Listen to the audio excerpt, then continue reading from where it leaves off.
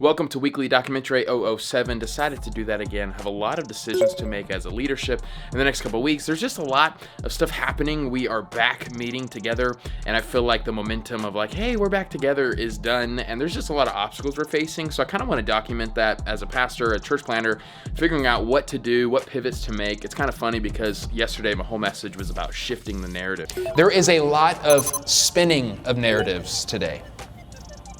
But I think the church is the only one who in this moment can shift the narrative. And I really have to fight for that this morning. I woke up really discouraged. Yesterday just didn't go the way I wanted it to. I was pretty pumped about the message and the music, but just the attendance wasn't there. And I get that though. And like, it's like, duh, you know, like people need to be safe.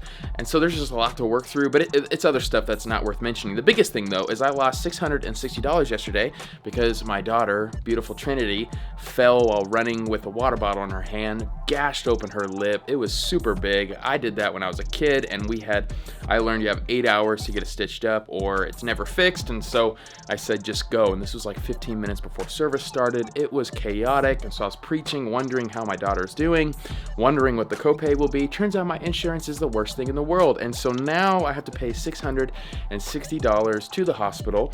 And guess what? They said her lip healed itself. Welcome to Weekly DocumenTrey 007. It's actually my daughter's third birthday, so we spent a lot of time hanging out with her. Now tonight is a workshop.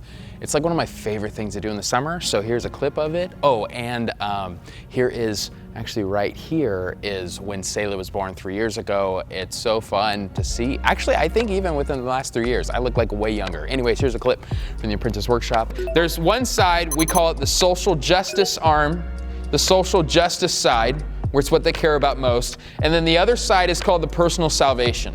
What does that mean practically? The social justice people care about, and rightly so, care about racial justice and poverty. Now, some of y'all, you're getting ticked off. I said the word social justice, right? Read your Old Testament. God cares about all mankind. He cares about justice to be served. He cares about the orphan, the widow, the oppressed, those who are looked down upon. But I know a lot of us push back because when it's all they emphasize, you see the holes. But that side sees the holes, I would argue, kind of our side. Personal salvation, folks, we have no problem fighting for pro-life and like abortion issues, and we have no problem fighting for the sanctity of marriage, right? Saying it's just one man, one woman. We fight those battles, but we ignore racial justice and poverty. Imagine if the church did both and. And now here's the link to the full talk. All right. Just had a meeting with one of our college students who's actually moving back to Minnesota. He was telling me the fun story that the only reason he heard about our church is because a girl at Panera had the Jesus is Better sticker, and so it struck up a conversation, and it's Brit, she goes to our church, so then they started going to our church. And by the way, comment down below if you would like one of my Jesus Better shirts. I'm gonna give one out in the comments. Let me know for free, all that. Okay, this is a good place to be honest, right? Number one, what I have going on is I actually just got a phone call from Harkins. This is where we meet, normally for our church. And they gave me a phone call. They said, hey, I don't even know if I'm allowed to share some of the information. Long story short, when they plan to open, they're no longer doing that. They're pushing it back a little bit. And then they said, even when we open, we will not allow private rentals for a while. So that's the situation we're in. Thankfully, we are meeting right now at Heart Cry Church on Sunday nights, which is a whole nother conversation we're trying to figure out. We don't want to be the dessert for people, like they're gonna find somewhere else to go in the morning. And so me and Caleb are actually talking about what are different ways, different patterns, different ways we can encourage people to kind of reclaim the morning. You know, and Sunday morning, maybe turn it now because of our season where we're in right now. We have to meet at 5 o'clock. Maybe what we're gonna be doing is like breakfast time with family, or I don't know, there's all sorts of ideas. The second thing is I normally have my sermon done by now. And with the extra workshops of what I'm doing, and if I'm honest, just kind of like a general fatigue. I've been seeing that.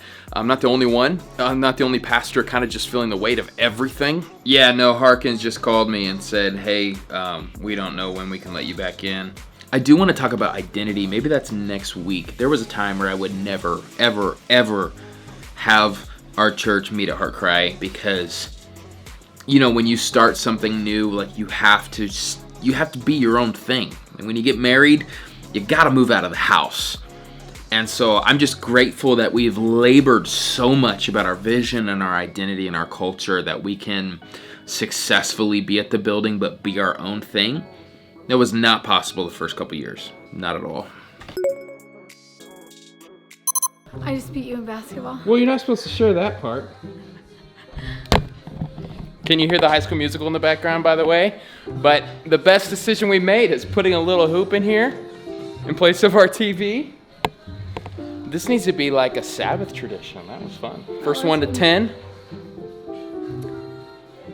Which was me. I made it up. It was probably like 7 to 4. You were keeping track. No, I wasn't. No, I wasn't. I wasn't. Well, you were. You just all of a sudden stopped. The last couple months I've decided to reread books, and this one, Failure of Nerve, y'all got to read it. Just the chapter on a regressive society. He wrote this in the 90s, and it reads us like a book. And for those leaders out there who are discouraged, to me, it's given me a lot of encouragement.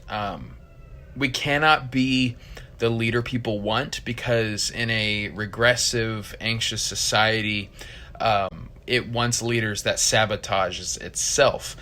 But when we follow the way of Jesus, we have to make hard decisions in the coming days. But it's what's best long term, even though there's a lot of short term pain. So good. In such a culture, the self exists to be explored, indulged, and expressed, but not disciplined or restrained. But the way of Jesus, it sounds counterintuitive because it's actually, look, discipline your flesh. The way of Jesus actually says, restrain your desire, because it is only then do you actually have true freedom. Which is why I'm grateful in this moment of 2020. We have been pursuing, indulging, expressing every desire that comes our way. And my prayer is that we would all open our eyes to recognize how that is the actual slavery of the day. And how we in Christ are the actually ones who are free. I love it. King Jesus, he says, one of the few ways he describes himself, what does he say? He says, I am the way, I am the truth, I'm the life. No one comes to the Father except through me. In a deformed world where we are deformed by the ways of this world, Jesus says, I am the way. In a world where we are deceived by the lies of the devil, Jesus says, I am the truth. In a world where we are disintegrated because of the desires of the flesh, he says, I am the life. Jesus meets us exactly where we're at. And I love that our gospel message is not about making bad people good. Our message is about bringing dead people to life. And I am just convinced the only way we can get out of 2020 is to wait 6 months. But the only way to get out is through the practices of Jesus, the teachings of Jesus, and the community of Jesus. We have to have all three, powered by the grace of Jesus. Oh, what a blessing to feel the gravity of our own total depravity, because we recognize how much we need him, and God is always here to give it on offer.